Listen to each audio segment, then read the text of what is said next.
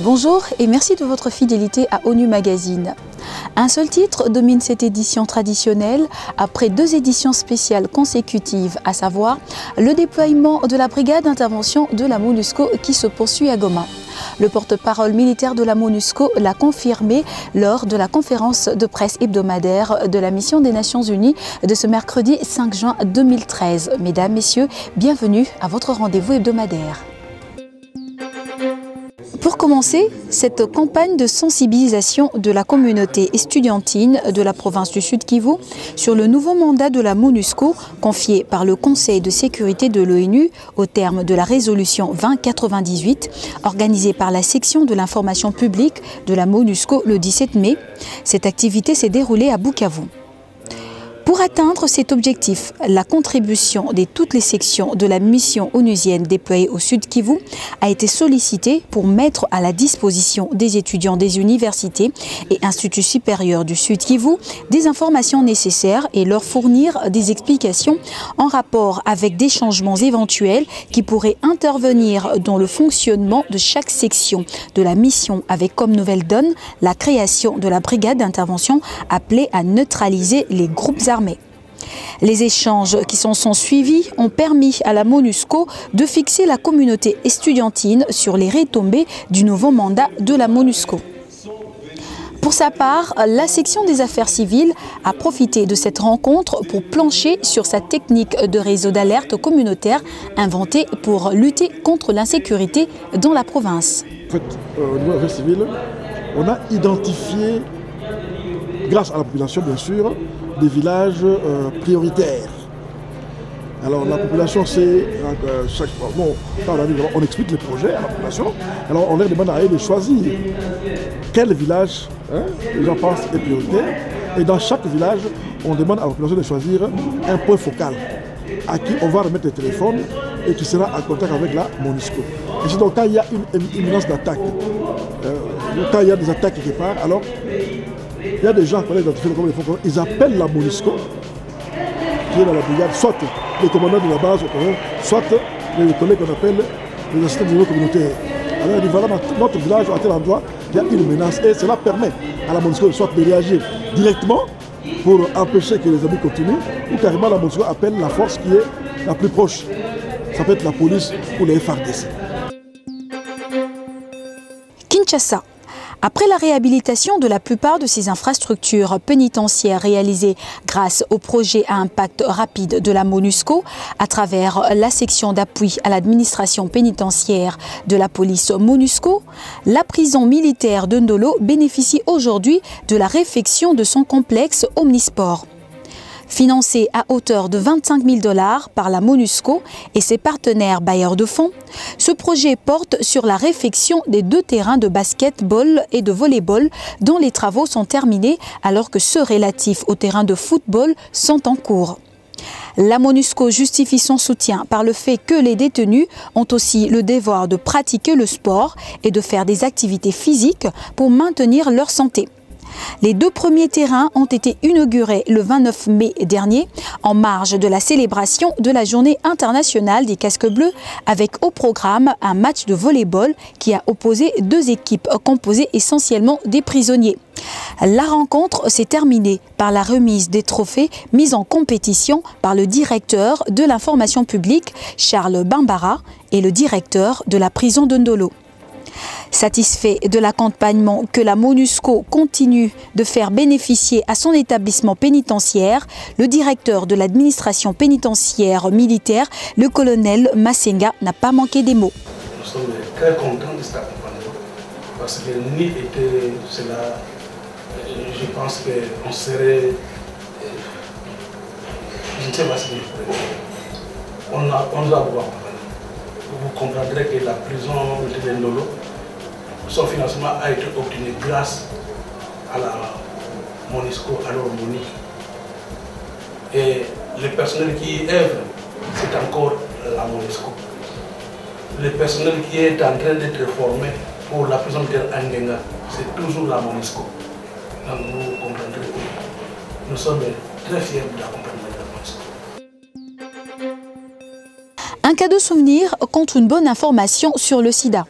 C'est l'un des à côté de la journée internationale des casques bleus célébrée à Kinshasa, plus précisément au quartier général de la police MONUSCO. La trouvaille est de la section VIH-Sida, ce qui a justifié la grande affluence des visiteurs observés devant le stand de cette section. Donc, la réussite à l'une des questions posées donnait lieu à l'obtention d'un cadeau. Suivez. Nous aimerions, comme je l'ai dit tout à l'heure, que les personnes qui sont venues nous visiter aujourd'hui rentrent avec un cadeau, mais que ce cadeau-là soit toujours un souvenir d'une bonne information sur le VIH. Et donc, nous n'avons pas beaucoup de matériel, vu le nombre de personnes qu'il y a ici. Nous avons préparé les questions et nous allons procéder au tirage au sort. Une question, on la pose, la personne qui répond correctement tire au sort son cadeau que lui-même va choisir. Donc c'est en fait à ça que je suis en train de procéder. J'avais posé la question de savoir de liquide biologique non contaminant. Oui. La salive et les larmes. Ok. Les spermes sont contaminants. Est-ce que la brigade d'intervention de la MONUSCO est déjà à l'œuvre à Goma, où ces éléments sont aperçus sur terrain? A-t-elle commencé à combattre petit à petit chez les forces négatives ou simplement elle fait des patrouilles? Un journaliste a posé ces questions et c'était au cours de la conférence de presse hebdomadaire de la MONUSCO de ce mercredi 5 juin 2013. Effectivement, le déploiement de la brigade d'intervention se poursuit de manière régulière. Et aujourd'hui, nous avons un nombre assez important de troupes, particulièrement tanzaniennes, qui sont déjà sur le terrain, plus un effectif aussi des troupes sud-africaines qui sont déjà déployées sur le terrain. Mais la brigade poursuit le processus d'abord d'installation. Ensuite, le processus de familiarisation avec son environnement, c'est dans ce cadre d'ailleurs que certaines unités, de très légères unités quand même de la force d'intervention de la brigade d'intervention ont été insérées dans les patrouilles qui sont menées dans et autour de la ville de Goma dans le cadre des activités menées par la brigade du Nord Kivu, parce que n'oublions pas que la brigade d'intervention de la MONUSCO est une brigade qui fait partie de la force de la MONUSCO, donc qui va travailler en parfaite cohésion avec toutes les autres composantes de la force de la MONUSCO qui sont aussi bien au Nord Kivu qu'ailleurs.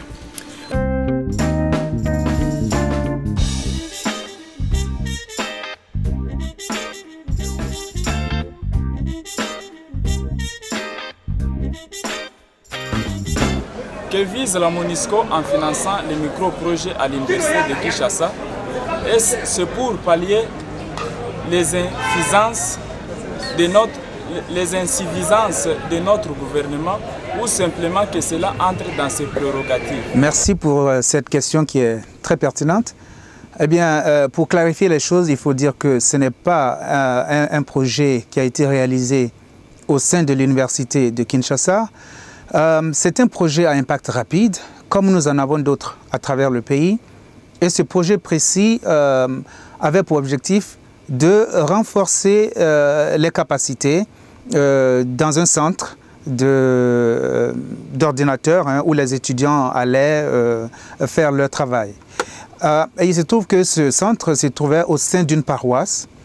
Et donc, la MONUSCO a choisi d'apporter des équipements à ces centres-là, donc de les renforcer en équipement pour que les étudiants qui sont juste à côté puissent venir faire leur travail en toute quiétude. Donc voilà un peu, si vous voulez, le fond, ou plutôt les objectifs que nous visons avec ces projets-là. C'est pour renforcer ces capacités-là et pour permettre aux étudiants de venir faire leur travail dans les meilleures conditions possibles. Il n'y a aucune idée de pallier à des insuffisances de la part du gouvernement. Aucun lien du tout. Il s'agit simplement, encore une fois, de venir renforcer des structures qui existaient déjà pour, encore une fois, je l'ai dit, aider ces étudiants-là à travailler dans les meilleures conditions possibles. Son travail est noble et combien important pour la MONUSCO. Elle consiste à soigner les casques bleus et à veiller sur leur état de santé pour les aider à accomplir leur mission. Médecin ophtalmologue d'origine indienne, il est déployé au Nord Kivu. Et en dehors de son agenda médical onusien, il organise des campagnes médicales pour les populations congolaises au Nord Kivu. Voici son portrait.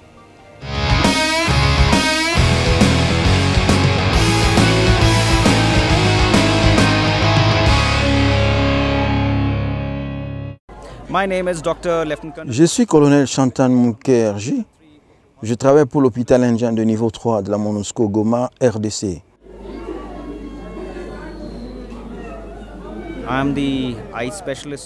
Je suis ophtalmologue affecté à l'hôpital de niveau 3.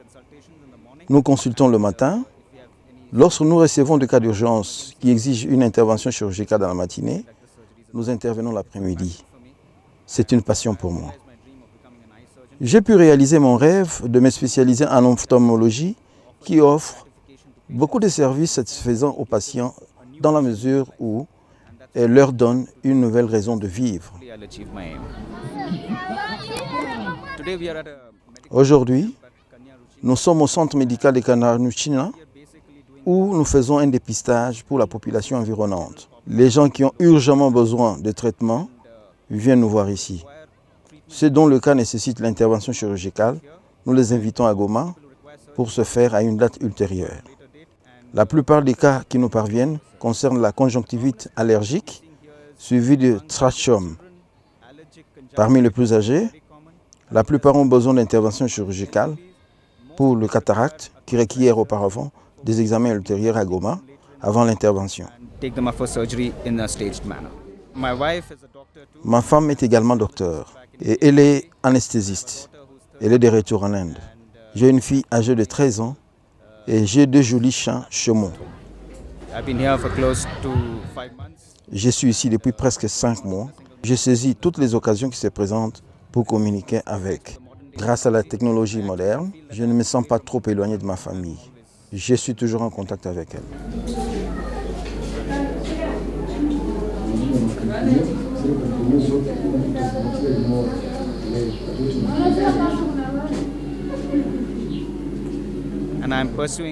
J'ai des activités de routine comme passe-temps que je voudrais bien poursuivre lorsque je serai de retour en Inde.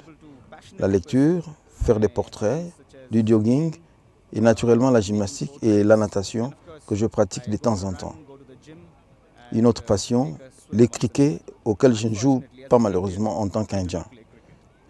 Je joue plutôt au golf. J'ai un équipement du mini-golf que je pratique dans la verdure du jardin de l'hôtel. Je trouve la population congolaise très polie et très amicale. Je ne vois en elle que l'amour chaque fois que je la rencontre. Je ne vois aucune hostilité en elle. Ce sont des gens très aimables et chaleureux avec qui on peut vivre sans problème. Je souhaite, en ma qualité de docteur, être en mesure de leur rendre justice et j'espère leur donner le meilleur de moi-même dans la mesure du possible. En tant que personnel médical militaire, c'est un double plaisir pour moi de travailler dans les territoires difficilement accessibles et d'apporter mon assistance médicale dans les régions les plus inhospitalières.